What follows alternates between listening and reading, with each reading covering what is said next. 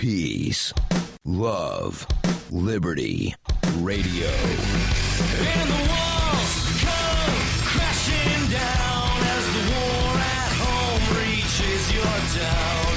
You have no choice, it's safe and clean. We all submit to the war machine. So if you've listened to the show before, you know that today means one thing. Well, actually, it means several things, but on this show, it means pretty much one thing. It's the day where I answer your questions. That's right. It's the Ask Me Anything episode of Peace, Love, Liberty Radio. And before I get into the questions, because I only have two this week, and they're both fairly interesting, and I do want to spend a good bit of time on each one. But before I get into the questions, I want to give you sort of my perspective, if you will, on the debate that happened yesterday here in Keene, New Hampshire. I hosted a mayoral debate, and, you know, it's one of those things to where you're trying to organize something and it's not really coming along the way you had hoped, and then the last minute things just sort of happen and it goes off great, and nobody really knows that you were sort of, you know, like all nervous and whatnot just moments before it happened. Well, that's how the debate was. I threw this thing together in less than 2 weeks. So the mayoral election here in Keene, New Hampshire takes place in 2 weeks. The filing deadline for candidates was September 11th. It was about a week before that when I scheduled using the studio for Cheshire TV, which is the local community access television station. So I scheduled the room, sent out invitations to the mayoral candidates, and then posted online that I wanted questions from potential voters and other interested parties in the area. And, well, until Monday afternoon, I had exactly one question.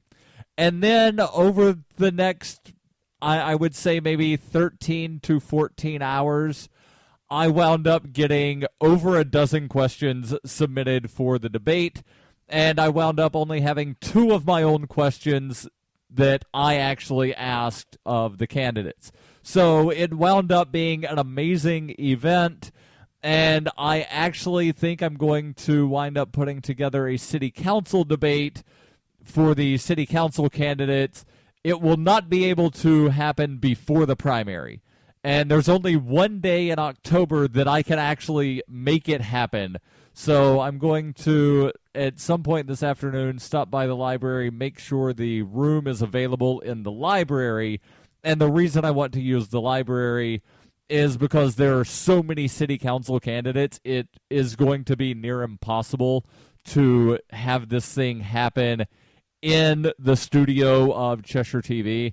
So having it in the Keene Library would also allow a live audience. The live audience could then ask questions instead of having to send them to me.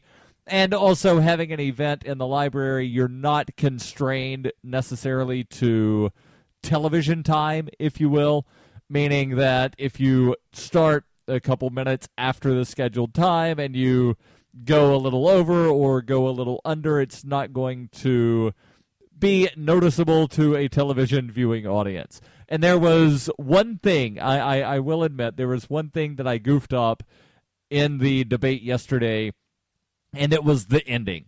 So the show started great, and I had all of these questions, and I had done math in my head of if I go into this closing sequence at this time, then that should take us right up to the end, and it'll be perfect to where we put the credits up, you know, like 40 seconds before the show ends, and then that gives time for the credits, and then the closing disclaimer that is required on public access television. Well, things did not go that way. The candidates did not take as much time in their closing statements as I had given them and as I had planned in my head that they would take. And it was so funny because pretty much every other question that was asked, they took the full amount of time. There were a couple of questions here and there to where they did not, but for the most part, they were taking the amount of time that I gave. And I'm glad I shortened down the time from 60 seconds to 45 for them to answer the questions, because that allowed a lot more questions to wind up being asked. But overall, I think it was very good, and I actually don't think that anybody watching at home would have really noticed what happened at the end. That, like, we ended early. They may have noticed, like, the credits seem to be up a little longer than normal, but I don't think they would have noticed otherwise. Because, and let me just say one more thing about the credits and the disclaimer. That disclaimer that's up on public access television, it's up for 10 seconds, which seems like a long time anyway. Like, if you think about 10 seconds, it doesn't seem to be that long.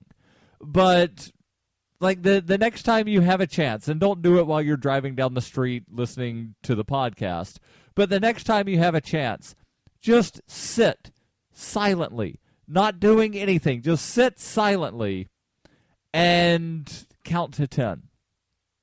Or don't even sit silently and count to 10. Set a timer for 10 seconds and sit silently. And it will seem like an incredibly long time compared to if you're doing something and somebody says you have 10 seconds to complete this task. You're like, 10 seconds? I can never finish it in 10 seconds. But, it's one of those, it's relative. So, yeah, the credits were up for about a minute instead of 15 seconds. So, maybe somebody was like, oh, wow, that seemed like a long time. But again, it seems like it's up for a long time anyway when the credits are only up for 10 seconds. So I will post the link. The debate has been put on YouTube. I'll post the link in the show notes. You can watch the debate if you are interested. And definitely let me know what you think of the debate. And so now let me jump into the Ask Me Anything. The first question that I'll answer is in regards to the lunar eclipse that's coming up this weekend, late Sunday, early Monday, depending on where you are in the world.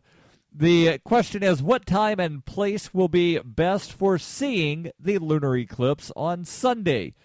And, well, I actually have a couple of answers on this, and the reason I say a couple of answers is because it depends on not necessarily where you are, whether you'll be able to see the eclipse, but what the weather is like where you are.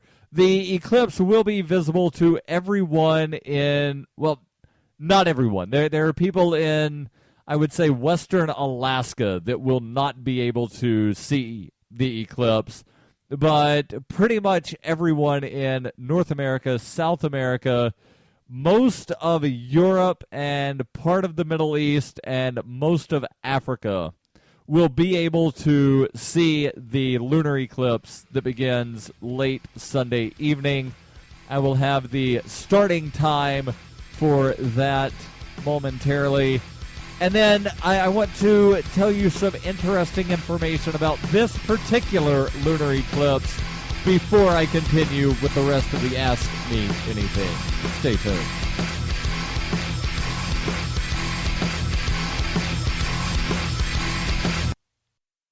Why do they hate us? Is libertarianism compatible with Islam? Davi Barker answers these questions and more in Voluntary Islam and Other Essays. He advances the voluntarist cause with analysis of the confluence of values between Islam and libertarianism, as well as contemporary movements from the Tea Party to the Arab Spring. Voluntary Islam by Davi Barker is available from Amazon.com and all major bookstores.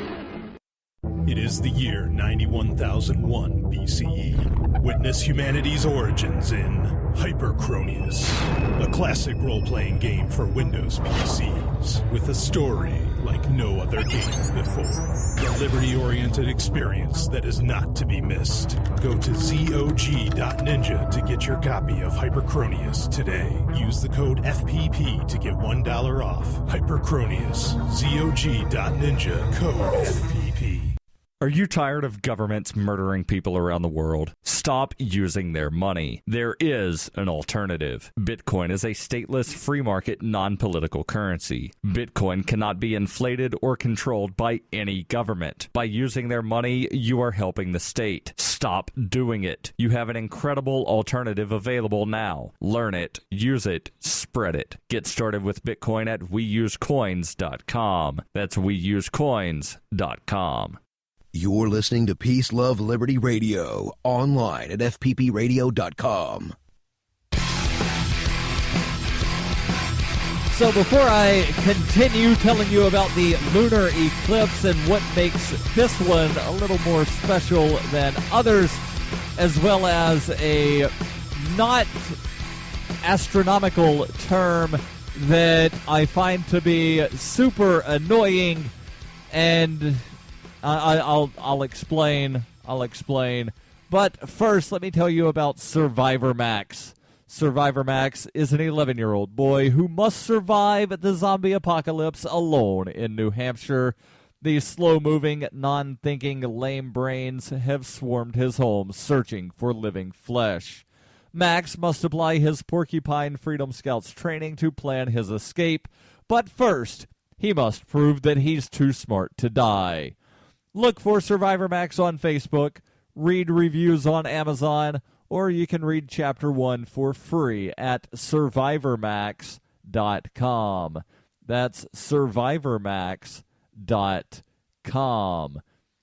So the Super Blood Moon, as they're calling it, happens Sunday, and one of those two terms, or actually, I guess that was one term, but two of those three words sort of annoy me when used in conjunction, and that is supermoon. Supermoon seems to have been some weird created term that came about a couple of years ago. I don't know how it came about. I just know that, like people started using the term supermoon. And really what that means is a moon that is a full moon, first of all, but it's a full moon that is closer than normal to Earth. And somebody was like, oh, it's a supermoon. And now, like, half of the full moons are considered supermoons because on average, because the moon does not stay equidistant from the Earth when it rotates around the Earth, it's one of these sort of elliptical things to where that means at some points it's closer and some points it's further away. So, half of the time it's going to be closer than average and half the time it's going to be further than average. So about half of the full moons are so-called supermoons. And blood moon also seems to be a term that's sort of been thrown around a lot lately in regards to eclipses. And there's a reason it's called a blood moon, and that's because during a total lunar eclipse, the moon appears to be red, and there's scientific reason that the moon appears to be red, and I've read the reason, and it's somewhere in these articles that I have. I can't find it quickly in order to explain it, but it's one of these things of because there's absolutely no light hitting it, it's shadows of shadows, therefore it appears to be red. The moon actually isn't red. The moon does not become red. Like, the surface of the moon itself does not change color. It's just the way we see it because of shadows and ultraviolet something another. It appears to be red, so therefore people call it a blood moon. And there are some people that are coming up with all of these weird conspiracy theories because there have been, I would say, a higher number of eclipses in the past certain number of years than there are on average, and it's one of these things that only happens every couple hundred years. So some people are saying, like, this means that the end of the world, something, something. But that's actually not true at all. Or if it is, like, nobody's going to be here on Monday to say, ha, you were wrong. So either they're right and we all die, or they're wrong and on Monday we get to laugh. So let me tell you the times for viewing the lunar eclipse. The moon will enter what they call penumbra at approximately 8:11 p.m. Eastern Time. So all of the times that I'm giving you here are going to be Eastern Time. If you're listening in Europe, then adjust accordingly. 8 p.m. Eastern Time would be shortly after midnight Greenwich Mean Time or Universal Time. So that gives you some kind of reference on adjusting. The moon enters what they call the umbra, meaning that that's when the shadow really starts being cast on the moon and you can see a difference in the appearance of the moon. That begins at 9:07 p.m. The total eclipse, that's where the moon starts to get a lot darker, and it's a lot more noticeable. That begins shortly after 10 at 10:11 p.m.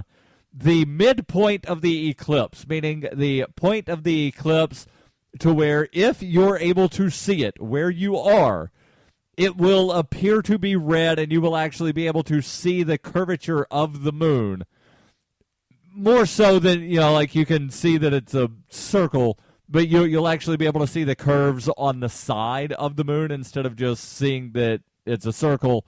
You will see that at approximately 10:47 p.m. Eastern, and then the total eclipse begins to end at 11:23. So the peak viewing times, if this is all you care about is the peak viewing time of the eclipse, that would be from 10:11 p.m. until 11:23 p.m.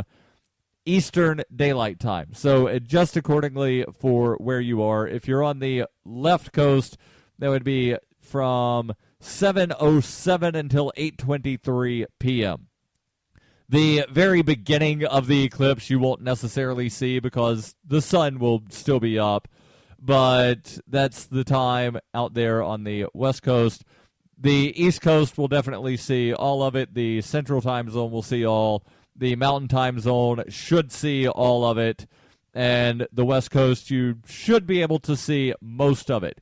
If for some reason you are not able to watch the eclipse live where you are, whether it's because of weather or it's because you don't live somewhere in what is being called the viewing area of the eclipse, never fear. You can still watch the eclipse through the wonders of this thing called the internet. And I will post a link to where you can watch that. There's a website called theweathernetwork.com, and they write, as with most of these sky watching events, seeing them with your own eyes from your backyard or a nearby dark sky preserve is certainly the preferred way.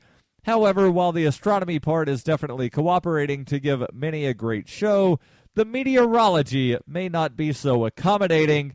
They do expect clouds in the northeast due to some offshore storm. So if you're like me and you live in the northeast and you're expected to see clouds in the sky, well, never fear. There will be people who will put this, they will be live streaming. The SLOOH Community Observatory, SLOOH, SLOOH, is hosting a show via the web starting at 8 p.m. Eastern to highlight the rare mega harvest moon. So, yeah, this is one of those where it's the closest moon all year. It's also the harvest moon and a total eclipse all at the same time. It's a very rare occurrence. It's not happened in, I think, like 15 years. It's not going to happen for 18 more. Here's more on the Ask Me Anything when we come back. You can support FPP Radio by joining the Fans program. Fans are friends, allies, and numerous supporters. Fans help FPP afford to produce more original content. You can join the Fans program for as little as $3 per month or any amount of Bitcoin per month, thanks to the recurring payment options provided by Coinbase. To learn more or to join the Fans program, visit fans.fppradio.com. Coinbase is a simple and secure online Bitcoin wallet for sending, receiving, and storing Bitcoin. Coinbase also allows you to buy and sell Bitcoin using a bank account or use their tools to accept Bitcoin as a merchant. Coinbase has more than 1 million consumer wallets and is trusted by over 25,000 merchants, including Overstock.com, Khan Academy, Reddit, and of course, FPP. Get started at coinbase.fppradio.com. In 2115 New England, there are no borders, no states, and no regulations, yet never has a more peaceful and prosperous place existed. But Mr. Drake's security company has seen better days. Faced with the prospect of waning power, Mr. Drake intends to replace the anarchy of New England with a government. But at what cost? And can anyone stop him? Anarchy in New England by Joe Jarvis is available from Amazon.com and all major bookstores. You're listening to Peace, Love, Liberty Radio with Darryl W. Perry.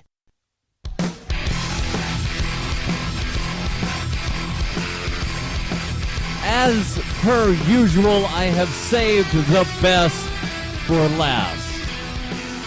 I will give you that question as well as my answer as soon as I tell you about Roberts & Roberts Brokerage. For over 35 years, Roberts & Roberts has been a trusted source for buying and selling your investment-grade precious metals.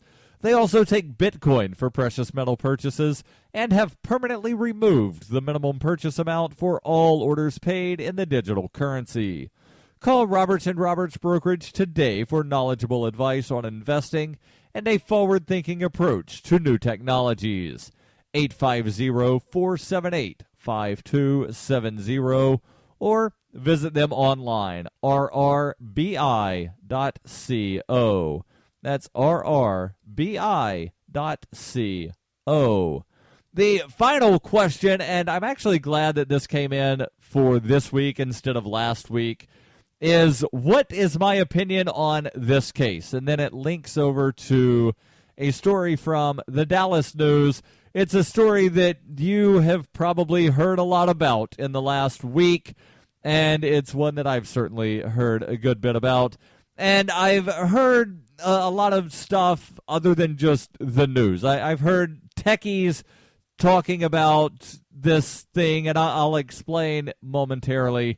The story involves a 14-year-old boy named Ahmed Mohammed who was arrested and then subsequently not charged with the offense of having a hoax bomb at school. The story, as I said, comes from the Dallas News. They write, Irving's police chief announced Wednesday, that's 1 week ago today, announced Wednesday that charges will not be filed against Ahmed Mohammed, the MacArthur High School freshman, arrested last Monday after he brought what school officials and police described as a hoaxed bomb on campus. And so you've probably seen the picture of this thing that he says is a clock, and I have no reason to believe that it's not a clock, but there are some people that are saying, oh, it's definitely a bomb. He's trying to make people think it's a bomb. Well, let me, before I give you my thoughts, let me explain to you why, no, they never thought it was a bomb. Even if you can just look at something and say, oh, there's no explosives. I'm not that knowledgeable about explosives, so I would not have any way of just looking at a photograph to tell that there either are or not explosives in this jumbled mess of wires and something that looked like it could have displayed some numbers. I don't know whether anything in there could explode or not, because I'm not an electrician, I'm not a bomb expert, I don't know. But someone over at dailycause.com writes, They did not evacuate the school like you would do if there's a bomb. They never called the bomb squad like you would do if there's a bomb. They didn't get far away from him or the thing like you would do if there's a bomb. They put him and the clock in an office, not like you would do if there was a bomb. They waited with him for the police to arrive, and then they put him and the clock in the same car as the police. Not something you would do if you thought it was a bomb. Then they took pictures of it. Well, that's pretty much the only thing that would be similar if you thought this is actually a bomb. Like, you would take a picture of it before disarming or whatever. So some of the people that I've seen that are more knowledgeable about electronic stuffs, they've said, like, he didn't build this. He deconstructed a clock and then put it in a pencil box. Okay, and? Like, well, what's your point? Like, he claimed it's a clock, and you're saying it's a deconstructed clock. Okay. Like, I remember when I was roughly his age, I might have been a couple years younger, me and my brother asked our dad, how do telephones work? And he said, I don't know. Take one apart and try to figure it out. So we took the phone apart, and we were not able to figure out how the telephone worked. And we also were not able to figure out how to put the thing back together again. So we wound up having a telephone that was in a bunch of pieces that absolutely did not work at all. And my dad said, okay, well, did you learn anything? Yeah, we learned that we don't know how a telephone works and we don't know how to put it back together. He was like, all right. And then he went to the store and he bought another telephone. So, like, I congratulate the kid. You want to learn electronic stuff, the way you learn it is you take stuff apart and put it back together. And he took something apart, presumably based on stuff that I've seen other people say. He took a clock apart and then he kind of like wired it together again in a pencil box. Okay, that's pretty neat. Like, I don't think I would be able to do that. Right now, as a 37-year-old man, I don't think I would be able to take apart like a desk alarm clock thing and then reconstruct it in a pencil box in a manner in which it would still work. And I'm assuming that the clock he had worked. I don't know. But this whole thing about, like he had a bomb or he was trying to make people think he had a bomb.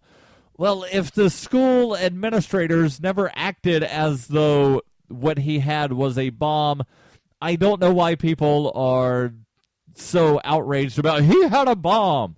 And, well, one of the funnier, more humorous takes that I saw on Facebook of this, it said, saying we thought he had a bomb is a polite way of sidestepping saying we thought this 14-year-old boy was a bomb maker. And that is something that it really seems to be sort of the MO of some people, to where they look, 14-year-old Muslim boy, Muslims hate America, so therefore, yeah, it makes sense that he would build a bomb. Well, no, like, it would make sense that anybody would do anything if you try to ascribe motives to things. Like, I've heard people, Mike Huckabee, for example, was talking not too long ago about some of the issues involving transgendered teenagers. And he said, well, if I'd have known when I was a teenager that I could just say I was a girl and go shower in the girls' dressing room, then I would have done it. It's like, okay, so you're ascribing your own weird sexual perversions onto someone else, assuming that they're doing something because that's why you would have done it. So the people saying, like, he was trying to make people think he had a bomb. Well, he never said, I have a bomb. He said, I have a clock. He always said, I have a clock. And the school administrators, again, they never acted as though he had a bomb. The Irving ISD chief, that's the independent school district, chief said the follow-up investigation revealed the device apparently was a homemade experiment. Yeah, homemade experiment, not a bomb. It was a deconstructed clock put back together. Yeah, good. Go for it. Hey, don't forget, every Wednesday I answer your questions. Send those AMA at FPPradio.com.